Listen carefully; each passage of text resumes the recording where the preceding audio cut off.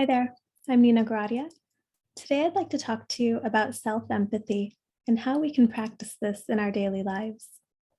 So this is very different than the spiritual videos that are on this channel.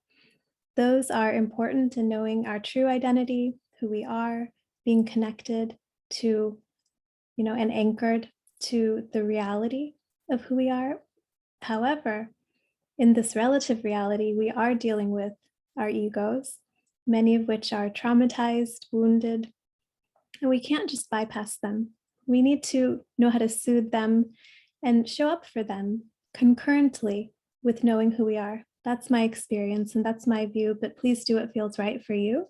Everyone is going to have a different situation, and in certain parts of your lives, it might be appropriate to focus on one more than the other. So many people who might have a negative self-image, they might really get into spirituality to just get rid of that ego because they hate their ego, or they hate, who they think they are. And so it's really important to be mindful of this. And if this is you, really bring on this self-empathy work that I'm going to talk about now. So with self-empathy, we want to be able to learn how to soothe this ego. We don't want to buy into the stories it's saying. So you want to think of it like it's a little kid, and whatever it says, really show up for it as if you're its parent. Show up in a really loving way, not in a way you're just trying to manage it and get it to shut up. Not like that, but like you really love this kid. Now, don't, love your ego in the sense that you want to build it and you think that's real and that's who you really are, and that's a recipe for disaster. So this is loving in the sense like, I just have compassion for this wounded part within me that's coming up. And I respect that there was an injury here. I just want to hold space for it while not buying in. But I'm not going to ignore it either, because you can collapse your ego many times, but if you're not addressing the actual issue, sometimes it can just come back with a vengeance and just like really fight you because it never got seen. And, my teacher, he is of the view that we don't have to fix our ego in order to transcend it.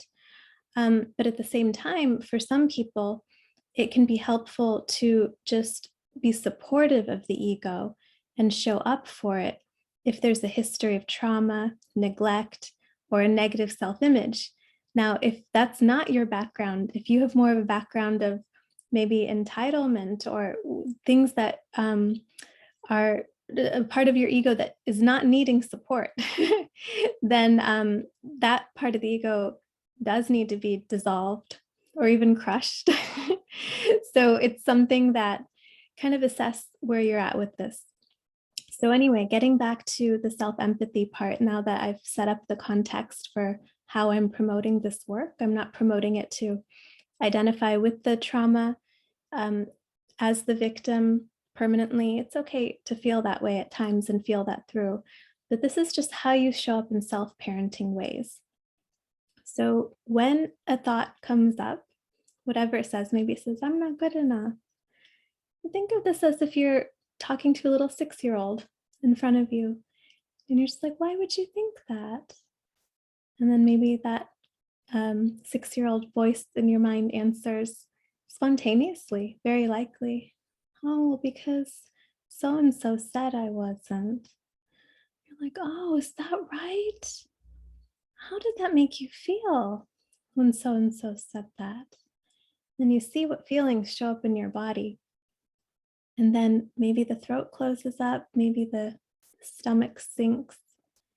And then you just scan that, and you can be talking in your mind or out loud. Oh, is that how you feel? Is that how it is? And you're really looking, and you're really trying to give your attention non-judgmental presence or acceptance, loving, kind acceptance. If you can't do that, it's okay. Just give it neutral attention. That'll work. But you're really trying to show up for this part to feel seen and so that it can express. And it doesn't need to keep crying louder to get seen and heard. And so you keep doing this, and then you see, how's that voice doing now? And oftentimes it'll fade away, or something else will come up related to that or underneath that. And you're just parenting the voice. So don't let this voice lead you in life. Don't let the ego lead you. It's a child's voice. It's when we just were winging it, doing the best we could, our programming, our misinterpretations. So we want to parent this voice. But those feelings that came up, you want to listen to those. Don't indulge them by, oh, poor you, that's so awful you felt that way. Don't talk to the child that way, because then they can get stuck there. You can be like, is that how you felt? Oh, that sounds hard. Like, I felt that too before when someone said that to me. But really with the feelings, you're not really trying to talk too much to them. You're trying to just scan and really hold space for them and be present and just watch them. Let their message get received because you're receiving it. You're looking. You want to know every square inch of this feeling that's arising. You want to know everything about it. And as you do that, you'll see it'll just start to fade away, provided that your mind is neutral.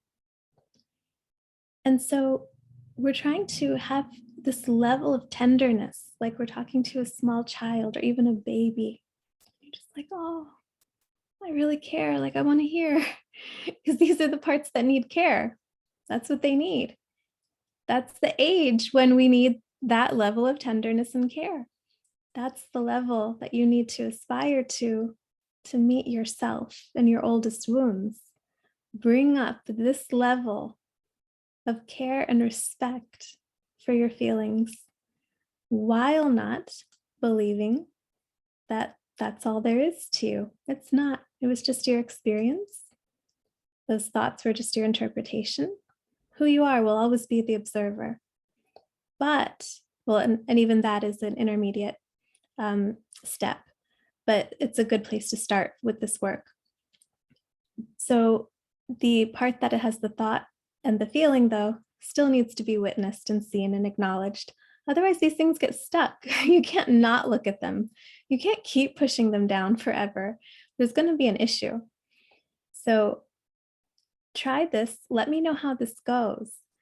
But I want to make one other comment here, and that is a lot of people who are not practicing self-empathy, they might even consider themselves to be empaths. And they likely are for other people. So they may have been trained to hold space for the feelings of others while very coldly ignoring themselves and not even knowing, because they didn't even sense that part of themselves when they grew up. It wasn't mirrored. So recognize that, yes, you could be very empathic to everyone except yourself. And the one that's needing it the most is you. And so turn that gift inward and really meet those most tender parts of yourself with that type of love and presence that you offer others. Let yourself benefit from your gift. This is going to help you integrate a lot of these feelings. And then they won't feel as sensitive anymore. Not that anything's wrong with sensitivity. Sensitivity is a beautiful gift. But I'm talking about sensitivity that is from a trauma that's stored in the body that has not yet been met. And when we show up and we keep meeting these places within us, it just feels easier and easier to be in the body, safer. And so there are less triggers. And that's what I mean. There will be less triggers that arise. So you'll still maybe cry during a beautiful movie, and you'll feel all of these emotions, but they won't be simply due to triggers, because you get to heal. Being an empath doesn't mean that you never get to heal and you're always stuck with overwhelming emotions. It's not. They could be overwhelming in a beautiful way. Like, I remember I cried during that octopus movie. It was such a beautiful movie, and it really touched my heart. And I thoroughly enjoyed my time watching that movie. It was so wonderful to have tears and experience that something so profound. So you can still really enjoy life while also showing up for triggers. So that's what I mean. Okay, let me know how it goes. I'd love to hear in the comments. I'll see you next time.